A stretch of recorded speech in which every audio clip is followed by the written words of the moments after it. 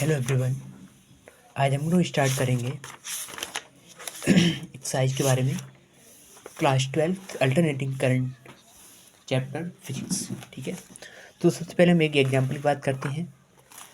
तो एग्जांपल कह रहा है कि free oscillation of LC circuit, the sum of energy store in the capacitor and the inductor are constant in time. तो सबसे पहले हम बात करें जो हमारी एलसी सर्किट में है, जो दो कैपेसिटर में एक एनर्जी होती है, एक इंडक्टर में एनर्जी होती है। तो कैपेसिटर में क्या होता है, क्यू स्क्वायर अपॉन 2c। ठीक है, या हाफ सी बी स्क्वायर, ये होता है हाफ सी बी स्क्वायर। और जो हमारा इंडक्टर के लिए होता है वो होगा, क्या होता है, L I square half L I square, ये होता है। इसका दोनों का सम हमेशा ही कांस्टेंट रहे। एक इंडक्टर से कैपेसिटर में जाता है, कैपेसिटर से इंडक्टर में होता है। ठीक है, ये होता है। तो सबसे पहले हम बात करेंगे तो सी बी स्क्वायर, तो सी बी की जगह पे हम क्या लिख सकते हैं, क्यू, ये भी लिख सकते हैं हाफ क्यू स्क्वायर। क्यों क्यों सी वी इज इक्वल क्यू। तो यहाँ से आप सी की वैल्यू निकाल सकते हो, तो क्यू क्यू अपॉन पी हो जाएगा। तो क्यू अपॉन बी, बी से बी कैंसिल हो जाएगा, तो Q upon Q square upon C आ जाएगा। बी की जगह रख रहे हैं तो क्यू स्क्वायर अपॉन सी हो जाएगा। अब क्यू की जगह हम जानते हैं एट मैक्सिमम के लिए, पीक पॉइंट के लिए, तो Q square upon cos square omega T हो जाएगा। इसको इक्वेशन नंबर फर्स्ट डाल दो, हाफ एल आई स्क्वायर लिख दो। तो एल आई जगह हम क्या लिख सकते हैं, Q square omega square sine square. ठीक है, अब हम बात करें ओमेगा स्क्वायर की जगह हम क्या लिख सकते हैं, one upon L C. One upon L C यहाँ लिख सकते हैं ना, ओमेगा की जगह पे वन अपॉन एल सी। जब आप यहाँ रखोगे एल सी तो सी से सी कैंसिल हो जाएगा, क्या हो जाएगा सी, तो क्यू स्क्वायर अपॉन 2c। देखो दोनों सेम आ रहा है ना, इसको जब ऐड करोगे ना तो क्यू स्क्वायर अपॉन 2c। इसका मतलब क्या है, इंडक्टर से कैपेसिटर, कैपेसिटर से इंडक्टर सेम रहेगा। आइए एक्सरसाइज के बारे में बात करते हैं। फर्स्ट क्वेश्चन क्या कह रहा है, देखो आपको दे रखा है 100 ओम रजिस्टर, आपको रेजिस्टेंस की वैल्यू गिवन है, वोल्टेज भी गिवन है और फ्रिक्वेंसी भी गिवन है।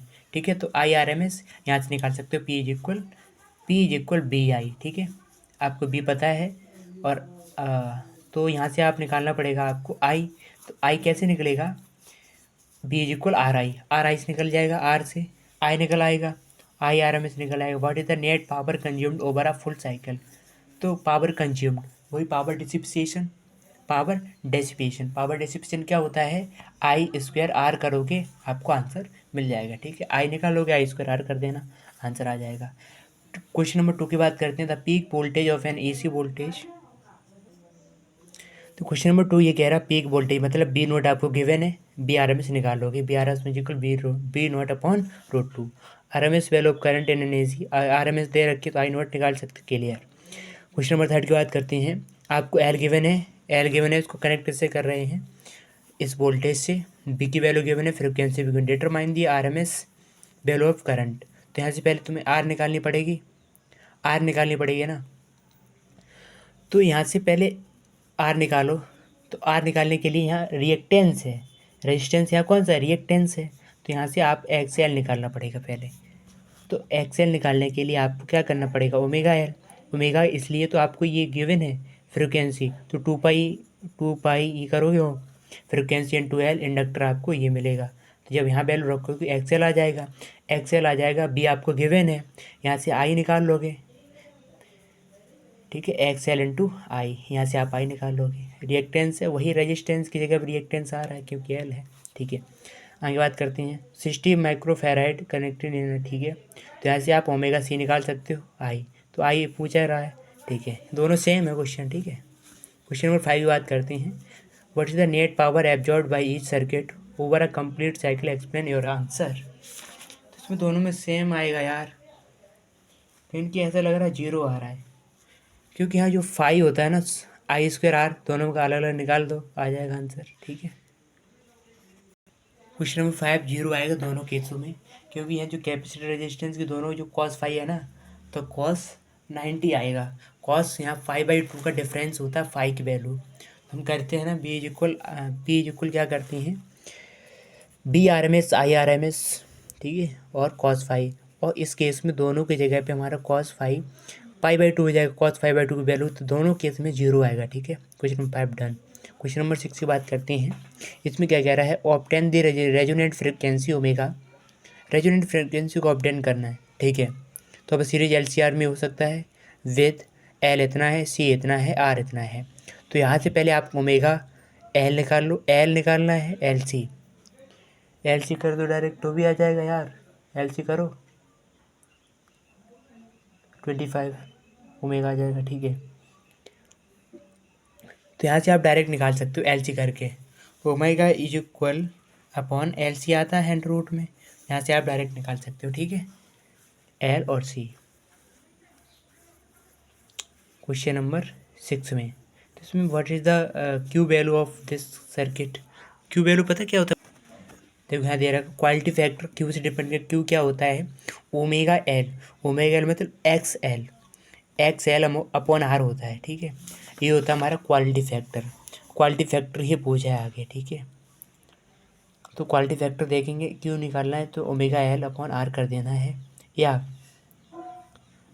ओमेगा सी आर कर दो तो ओमेगा सी नीचे आ जाए एक्स सी, ठीक है। तो यहाँ से आप निकाल सकते हो what the value of Q of this circuit, निकाल लेना, ठीक है। तो ओमेगा इज इक्वल क्या हो जाएगा omega into L upon R, या दूसरी बात करें तो क्वालिटी फैक्टर ही है, दोनों ही क्वालिटी फैक्टर ही हैं।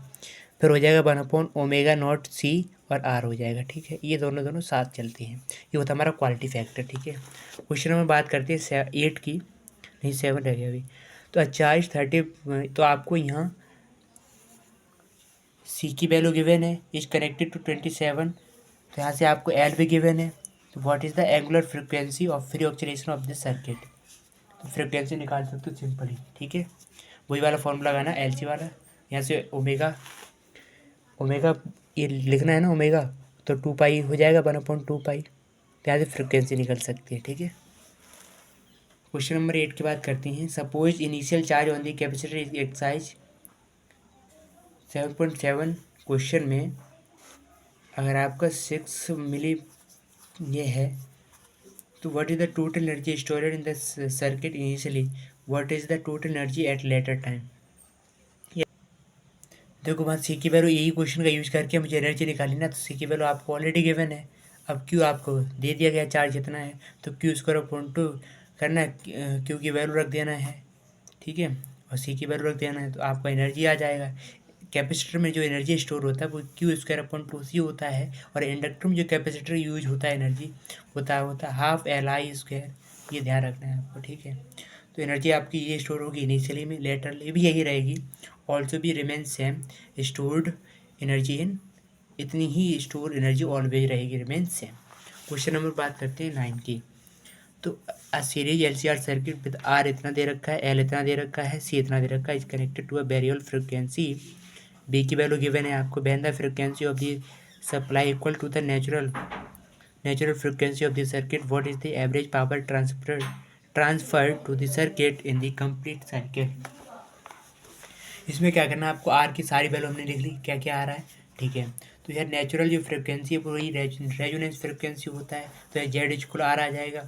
हम पढ़ते हैं बी क्या होता है, बी स्क्वायर अपॉन आर, या P is equal I square R. तो मुझे आई वैल्यू निकालनी पड़ेगी, नहीं निकाल सकते तो बी आपको पता है बी स्क्वायर अपॉन आर कर दो, बी करोगे।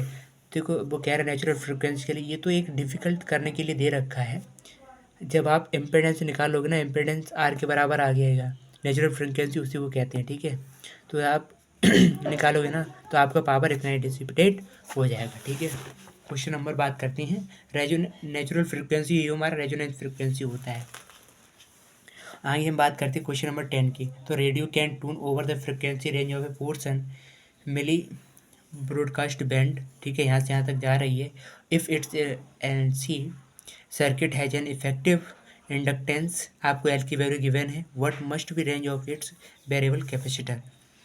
तो यहाँ से आपको क्या निकालना है, फ्रिक्वेंसी की रेंज पता करनी है। तो पहले आपको ये है, फिर आपको ये है, तो पहले सी मैक्स निकालना है, कहाँ से कहाँ तक है, एल की वैल्यू गिवन है। तो सी मैक्स जब एट एफ मिनिमम होगा, क्योंकि जस्ट अपोजिट होते हैं, ये बढ़ाओगे तो ये घटेगा, तो इसके अगर मुझे मिनिमम की बात करना है तो इसको मैक्सिमम करना पड़ेगा। तो जब यहाँ रखी हमने वैल्यू तो ये आ गया, ठीक है। जब मैक्स करोगे मिन करोगे तो ये आ गई, मिन ये आ गई। तो इसकी अगर हम फैराडे की बात करें क्या कैपेसिटर रहा होगा, तो यहाँ से लेकर के वो इसके बीच में रेंज रहा होगा, वही पूछा ही है। फ्रिक्वेंसी रेंज आपके दे रखी है, तो कैपेसिटर की रेंज क्या होगी? तो मुझे कैपेसिटर एक इस फ्रिक्वेंसी पर कैपेसिटर निकालना है और इस फ्रिक्वेंसी पर कैपेसिटर निकालना है, बस आंसर आ जाएगा। ठीक है, आगे बात करते हैं क्वेश्चन नंबर 11। क्वेश्चन नंबर 11 अच्छा क्वेश्चन है। देखो, आपको एल की वैल्यू गिवन है, सी की वैल्यू गिवन है, आर की वैल्यू गिवन है, आपको वोल्टेज भी गिवन है। Determine the source frequency which drives the circuit in resonance. तो आपको फ्रिक्वेंसी निकाल सकते हो रेजोनेंस पे, वही वाला फॉर्मूला लगेगा, mu naught is equal 1/2 under root upon 1/LC। वही जब ओमेगा एल इज इक्वल 1/ओमेगा C, मतलब एक्स एल इज इक्वल हो जाए एक्स ए के, तब होगा। Obtain the impedance of the circuit, the amplitude of the current at resonant frequency. Question number B तो सिंपल हो जाएगा ना यार। क्या कह रहा है? Obtain the impedance of the circuit and the amplitude, impedance पर और उसी का मुझे एम्पलीट्यूड ऑफ करंट निकालना है, मतलब एट इम्पेडेंस कम होगा रेजोनेटिक कंडीशन पर। रेजोनेटिक कंडीशन इम्पेडेंस क्या होता है? जेड इक्वल हो जाता है आर। जब आर के इक्वल हो जाएगा तो मुझे सिंपल आई निकालना, बी आपको गिवन है। ठीक है, determine the RMS potential drops across 3 element circuit so that the potential drop across the LC combination is 0 at the resonating frequency। क्योंकि ओमेगा एल नहीं XL XC के इक्वल हो जाएगा तो वो 0 हो जाता है। ठीक है, तो यहाँ क्या करना है, बी अक्रॉस रेजिस्टेंस की हमने सबकी अलग अलग निकाली है ना, तो रेजिस्टेंस के लिए ये रेजिस्टेंस आपको गिवन है आई, आपने निकाल ही लिया। तो यहाँ पर बी रेजिस्टेंस पर कितना वोल्टेज है, कैपेसिटेंस पे कितना वोल्टेज है तो उसका रेजिस्टेंस, इंडक्टेंस पे कितना रेजिस्टेंस उसका रेजिस्टेंस, आई की वैल्यू रखते जाना है, बस निकल आएगा। फिर बात करें by which potential across LC के अक्रॉस पोटेंशियल 0 क्यों है? क्योंकि फेज डिफरेंस दोनों का पाई है। That's it. आज होती है हमारी एक्सरसाइज ख़त्म। Thank you everyone.